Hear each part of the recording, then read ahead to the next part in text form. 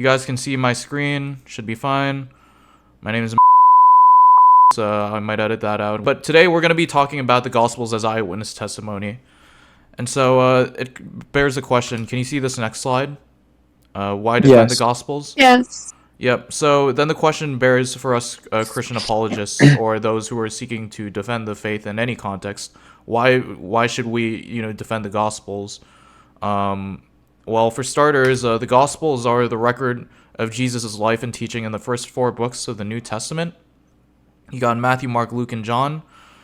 And not only that, the author of Luke is the same as Acts. So it goes to show that, whatever history we find in Luke, or the reliability of history we find in Luke is also going to be imparted into Acts largely. Jesus' own impartation of what it means to follow him as opposed to local letters and epistles.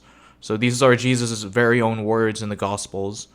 And it's relevant in Christ's resurrection discussions. The resurrection of Jesus is the guarantee that Jesus is divine, that God raised Jesus from the dead is, if it is untrue, a whole range of basic Christian doctrines would have to be rewritten. And it's relevant in Christ's resurrection discussions because you talk about the empty tomb and, the crucifixion scene and things like that. As it is written in 1 Corinthians 15 by the Apostle Paul, if Christ has not been raised, your faith is in vain. In recent years, defending the Gospels has been seen as like defending your ugly girlfriend sort of thing. People don't want to have to make that complex case for the Gospels, and even in this presentation, it's going to be incomplete. I think it's going to be largely 2 parts, possibly even 3, depending on the amount of time I have to do research. Historical methods. We'll be investigating the reliability of the Gospels as a whole. Basically, the idea is that there are methods that we have outside of just pure archaeology or like manuscript evidence to investigating whether or not a source is reliable. On the right-hand side, things pertaining to criterions of historicity of a single event. So you have criterions of embarrassment. If an event is very embarrassing, it's likely to be historical, not likely to be made up. Independent and multiple attestation. And so some of these are transferable to source criticism, where you look at the reliability of Gospels as a whole. And I want us to keep this mindset, right? That we're defending the Gospels as a whole. Dale Allison puts it, we won't be able to historically prove whether the pigs ran off the cliff after Jesus cast the demons into them because all the pigs are dead, right? There will be details that we cannot assess historically because the nature of history. And here's one useful way I like to think of it. So New Testament scholar Dale Martin, I'm not sure if he's still faculty at Yale, but he has this really good quote in one of his lectures.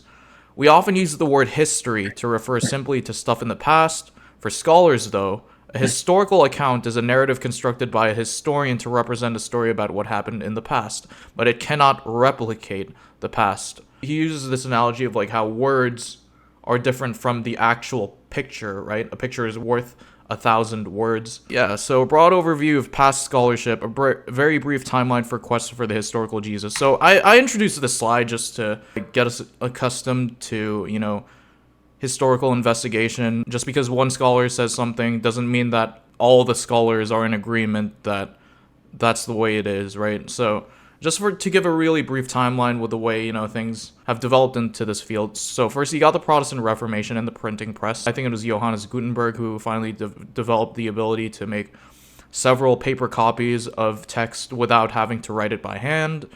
And so one of the first things they decided to print was the Bible. With Martin Luther coming around, you now have the freedom to read and interpret the Bible outside of the established Catholic/ecclesiastical order. And then with more of these copies just being distributed to anyone, then you have like these Enlightenment skeptics questioning the veracity of miracles, seeing textual differences. So there, once upon a time, there used to be skeptics that actually would say things along the lines of, that feeding of the 5,000, it's really just a legendary version of Jesus having a picnic. And then so by the end of the first quest for the historical Jesus, and this is the guy who actually coined that term, Albert Schweitzer, he actually showed that's a very poor historical explanation. At the risk of oversimplification, Bart Ehrman, says the same thing. Like, there used to be people who say that, Jesus calming the storm is just another legendary account of like him, chillaxing on Galilee with the boys or something. Schweitzer says, that doesn't explain why people are willing to die for this belief, why the enemies are willing to persecute Christians for this belief. It's much more easier to say there was actually a historical Jesus that lived, was crucified, was thought to have done miracles by both his followers and his opponents. After Schweitzer basically showed that, just saying that it's all legend is just a very poor historical explanation. And it became very clear that much work needed to be done. So here's the thing, right? German scholarship was very prevalent along this time. So obviously, as we know, like anti-Semitism, it is true that not all Germans were Nazis at that time, but it is also true that anti-Semitism crept in every part of society, even scholarship. And I'm not sure if that's necessarily limited to Germany, but in any case, it did affect our historical results insofar that you have really bona fide scholars like Rudolf Bultmann saying things like Jesus is primarily a Hellenistic historical figure surrounded by legends. That's the first quest for the historical Jesus, and then you get to the time of the second quest where, after the Holocaust, after the reestablishment of Israel, more research was done, and then people started to refocus their idea that, Jesus really has to be resituated in a Second Temple Judean context. Jesus was a Jew. He had a Jewish culture. He lived in a Jewish land. He lived in a Jewish context. He had Jewish family. During this time period, criterions of historicity. The Dead Sea Scrolls were also found around this time. Before the Dead Sea Scrolls, we were mostly relying on the Masoretic text to base off our Old Testament texts in terms of I think we might have an arrival. Sorry, guys. This is one of my friends that was interested in joining us. If he has any problems troubleshooting Discord, you can always text me or message me on Discord or anyway. With the third quest, there's been an increasing influence of American New Testament scholarship because, with the rise of America's dominating influence past the Cold War and things like that. And there's much talk about a next quest, and as we really don't understand how this will impact our understanding of Jesus throughout history. Only history, quote unquote, will tell the result. But the main idea I wanted to get across to these two sides is that the danger in immediately demanding answers to complex historical questions is to invite the current political, cultural atmosphere to tamper with our results. Who said that? Young, handsome Christian apologist said that. Apollos. I don't know who this guy is. But anyway, what are the Gospels, first of all, right? One of the ways that skeptics like to attack the historicity of the Gospels is to deny that they're making historical claims at all to begin with. So let's take a look at, how they were developed. So with the two-source hypothesis. So here's the thing, right? You have the Synoptic Gospels, Matthew, Mark, and Luke. And if you guys have read the Gospels, you don't have to read the Gospels extensively to figure out that Matthew, Mark, and Luke, these first three Gospels, are very similar. They contain some of the same stories, similar sequence, identical wording, and they're quite different in contrast to John. And so the synoptic problem is the research question of the specific literary relationship among the three synoptic Gospels. Things are to be discussed in the synoptic problem, like which Gospels came first, priority, which ones are dependent on the first Gospels, are there written or oral sources behind those Gospels, and how do translations and redactions affect our understanding of which Gospels are dependent on which. So in the 19th century, researchers applied the tools of literary criticism to the synoptic problem, especially in German scholarship. So the idea is that, if you look at Mark's Gospel, it only has 16 chapters. It's the shortest Gospel. It contains the fewest material. And so researchers decided, okay, clearly Matthew, Mark, and Luke are borrowing stories from the same source material. Is it easier to believe that, Matthew added stuff to Mark and put a new rendition of his Gospel called Matthew's Gospel? Or is it likely that Matthew came first and then Mark decided to subtract whatever he wanted to from Matthew's Gospel? And the research findings were that the difference between Mark and Matthew were rather dispersed. So it's inconceivable that an author just decided, I'm just gonna take this wording out, rearrange it, and then I'll call it Mark's Gospel. They found it more simpler to assume that they would add rather than subtract, in layman's terms. So the double tradition over here in the dark blue is often referred to as Q, the Quelle source, the unknown source in German.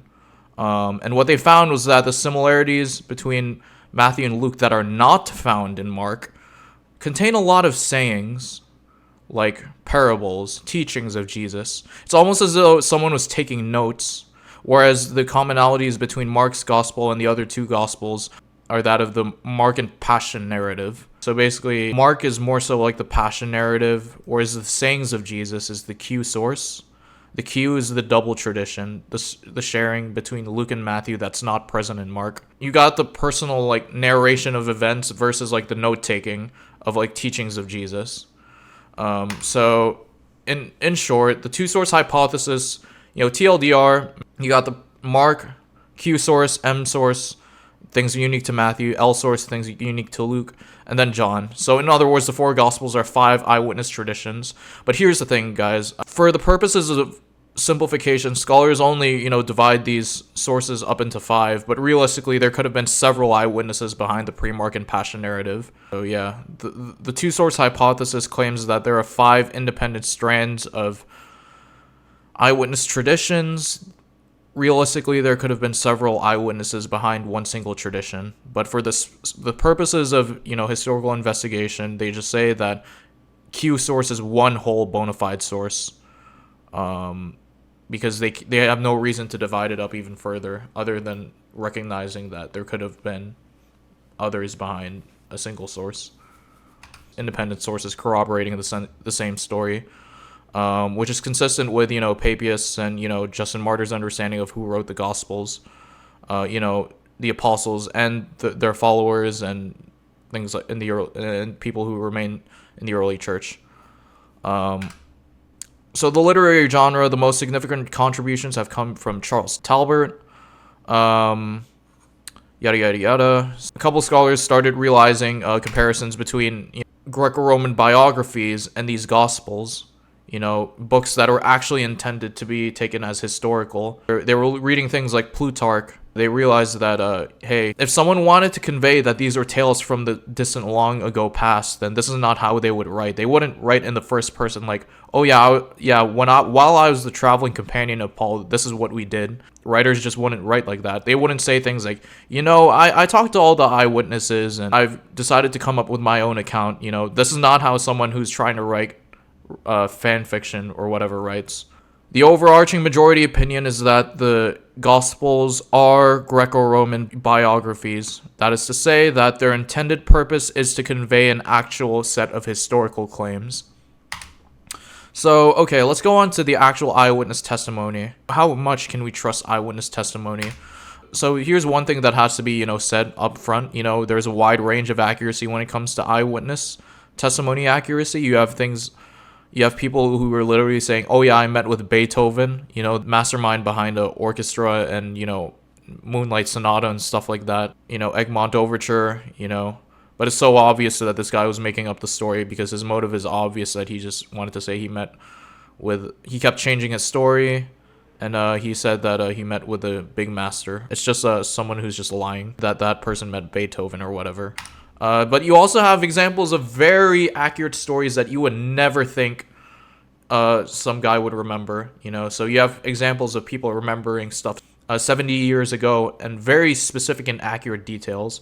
And I'll be more than happy to post this PowerPoint actually contains a reference to this local newspaper that this guy remembered like 70 years ago. He remembers the headline, the contents, so, the conflict between the woman and the husband okay, that says God, but it's supposed to say got the woman killed, and yet it was ruled by the jury as like a suicide. And, here's one of the things that are really interesting. Researchers have found that when it comes to eyewitness testimony, first off, the question we have to ask ourselves is not, is eyewitness testimony accurate or inaccurate, but under what circumstances can it be accurate? So they found that the least likely, although not all the time, like, In this instance, the person does remember the correct months of the year and the year, like the order of the events, in other words. He has an understanding of time whenever he recounts his memories. Time is the least likely thing to get right when it comes to an eyewitness remembering accurate information. And we'll see why, but that's basically what I wanted to say, Regardless of your understanding of inerrancy or whatever of the Bible, I think it's fair to say that if the only discrepancies you see in the Gospels are those relating to the order of the events, that's still indicative of eyewitness testimony. That doesn't mean that the order of events is not accurate. It just means that the order of events is the thing that eyewitnesses typically confuse. If there are any discrepancies at all, that's the type of discrepancy you would expect from someone who was there when the events took place. Then that's reason actually to believe that there were eyewitnesses at that time reporting this information. So what do eyewitnesses tend to remember? What is recollective memory? So researchers found that, memory is not like a computer where it's more so like a reliving of the individual's experience during that earlier moment. It typically contains information about place, actions, persons, objects, thoughts, and effect. And it's like I said, they do not inherently contain any direct representation of time. But that doesn't mean that they can't order it in their brain with reference to other memories or things that they choose to remember. They're expressed as a mental image, dim, unclear, sketchy, and unsteady. But here's an interesting finding. The point of view need not necessarily be the first person point of view. People can say, oh, the whole school was thinking this, the whole neighborhood was thinking this, and that would clearly be from an objective observer's point of view, but it would still be within the bounds of someone who was within that time could happen to remember. And all these sources are from Bauckham's Jesus and the Eyewitnesses. Very extensive updated volume on, where I'm getting most of this information from. And he doesn't write in isolation. He consults many eyewitness testimony experts, and what have you. Eyewitness testimonies often contain irrelevant detail. It can also include things that are not necessarily depicted in imagery. It can be also like sound or text. Recent collective memories tend to be fairly veridical unless they are influenced by a strong schema-based process. I like to compare it to like Jesus' death and the disciples. If you were to ask the disciples what had happened that week when Jesus was crucified, they would have been very scared and probably not been able to answer what was happening. But because of their reflection of, what had happened in lieu of Christ being risen, they can confidently remember the events prior to his arresting. A schema-based process is basically an interpretation of the events. So say, for example, like you got some of the followers of Jesus saying, oh yes, Jesus did miracles by God. And then you see the Pharisees saying Jesus did miracles by demons and Satan. The schema is basically the interpretation of what they just saw. That's what the psychological literature means by schema. So yeah, when is the psychological literature anyway helpful or unhelpful? So researchers found that, we got to ask, with our models of memory, we have to have an understanding of how not only memory is stored, but how it's recollected and the time between recollection and, the way it is presented. Sir Frederick Bartlett and his material on remembering has been largely influential in this field of literature, as opposed to quote-unquote copy theories. Now, there has been a critique that I've voiced. Richard Bauckham has also voiced this earlier than I, thought of. But basically, it's the idea that, why would someone remember, like circle, triangle, circle, square, square? What is the third shape that I showed you? Like even though he was an eyewitness, like he wouldn't have cared because he's not personally invested in that event. So basically, the idea is that eyewitness testimony is likely to be accurate if the person involved has a means and a purpose to remember it. So in contrast, to what lay people think, you would think that, an objective observer just observing all parties would be the best eyewitness. Contrary to popular belief, it's actually the first-hand account, the person who's like ground in boots with the event at hand, that would, have the best information on that particular event. So yeah, it's just like I said, memory is the creative bringing together of elements of autobiographical knowledge upon retrieval. Schemata are patterns that enable the mind to organize data in a usable way. And it enables recollection, a framework for telling and understanding. Here's an important thing. Just because we fill in the gaps with our memory doesn't mean that, whatever gaps we fill with them means that the memories are inherently false. If I reorder the memories in such a way that are not quote-unquote historical, it doesn't mean that the memories themselves are false. So Brewer showed that 1.5% of subjects recalled absolutely original but false memories, as opposed to incorrect recalling such switching of the events. That might actually be 1.5% of errors, but I have to double check. Recollective memories, unique or unusual. So yeah, the more fantastic the memory is, the more miraculous it is, seemingly, it's definitely more memorable. AKA the interpretive importance of the event. The explosion of Christianity was not just because Jesus, was risen from the dead. It's because Jesus was risen from the dead, and because of that, his claims are vindicated, and we can have hope in the life hereafter. This is less of a secure finding. Researchers also found that emotional investment makes memories more memorable and less susceptible to forgetting. Although unpleasant emotional events are less accurate, the memory of what you're actually feeling is usually quite inaccurate.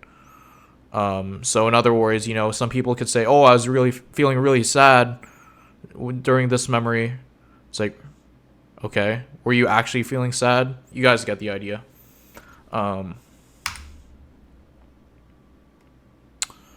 Reconstructive theories on recollective memories. Researchers also found that, field memories, objective memories, there's no reason to think that those quote-unquote objective memories of the third-person perspective are more accurate than first-person perspectives. Dating is inferential to other memories. Irrelevant detail, things that you do find in the Gospels. Gospel reliability at the cursory glance. All right, so how do we apply all of this, right, to, our understanding of the Gospels? So the popular theory in scholarship is some version of form criticism, although, form criticism has been busted. So the idea of form criticism is that you got a pattern of stories. You basically want to surround your legendary figure in. You just repeat this in your community. There's so many problems with that. It betrays an understanding of Jesus' early community looked like. There were authoritative people that would validate these memories. The qualifications for an apostle, according to the Gospels and the letters of Paul, is that you saw the Lord and were with him from the beginning. Although they made an exception for Paul for being there in the beginning. But anywho, they're not just going to let some random heretical dude just say whatever he wants, like in the pulpit, and just create a narrative. It's no surprise that after the lifetime of the first generation of Christ's followers, then that's when you begin to see the Marcionites or the Gnostics and, all the other heresies. There's plenty of material on it. Yeah, this is just the same thing I was saying earlier. So yeah, the next presentation will focus on the actual evidence of eyewitness testimony in the Synoptic Gospels. Why are the people who get healed named? It's as if to say that those people, like Jairus' daughter, are like living miracles, at the time of the Gospel's writing. Because if you were writing a legendary account, you would just say some guy was healed.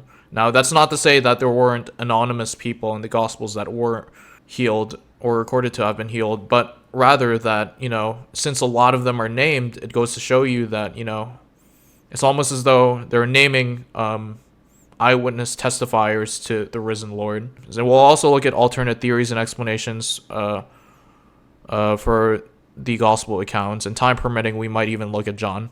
Besides the critique, voiced by Bauckham and me, although it's more credit to Bauckham because he saw it first, I think it would be very hard to come up with a research experiment, verifying the eyewitness validity of someone who chooses to remember something, as opposed to, some, bystander that's you're in like the trial room and they're like, oh yeah, what color was that car?